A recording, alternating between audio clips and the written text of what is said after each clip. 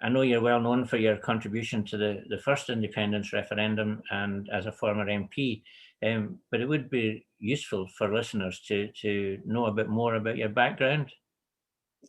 Yeah, well, I was brought up in a wee place just outside Glasgow, and I originally went to study music at what's now the Royal Conservatoire for Scotland. It was called the RSAND there, the Music and Drama College.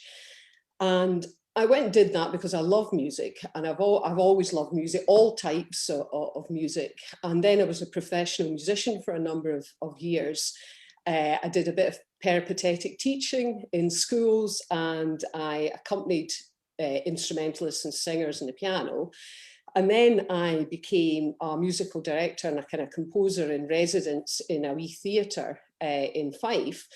And at that point, computers were just coming into use and technology for music. And I started using various sort of recording devices to compose the music and sampling sounds and so on.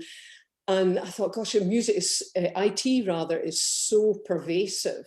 Here am I, basically a classically trained musician, a kind of jobbing pianist, if you like, using this tech. And so I went off to Dundee and did a postgraduate diploma in information technology. And so that was like a launch into kind of programming and the sort of psychology of how you design systems, which we see now with like Apple Macs and so on. And then I actually became for a while a pretty not very good career as a computer programmer. I don't think I was a very good one. I found it quite difficult, just me and the machine and doing the logic, but it was a very good skill to learn.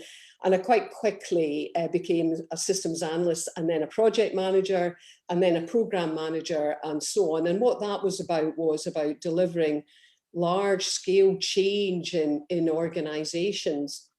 And what I used to say, and this has relevance for any kind of political role, you don't deliver change to people, you deliver change through people.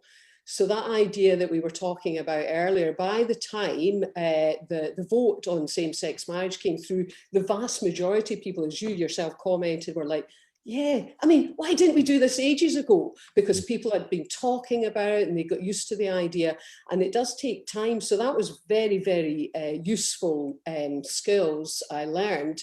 I was at Standard Life for many, many years, and then RBS for a while when Sir Fred was at the helm, and that was culturally as an organisation very interesting, a very difficult environment. I mean, I wasn't like in the banking side, I was like kind of managing programs. Then I left that and set up and ran a number of my own small businesses. So I've kind of like been involved in large businesses and run my own small businesses.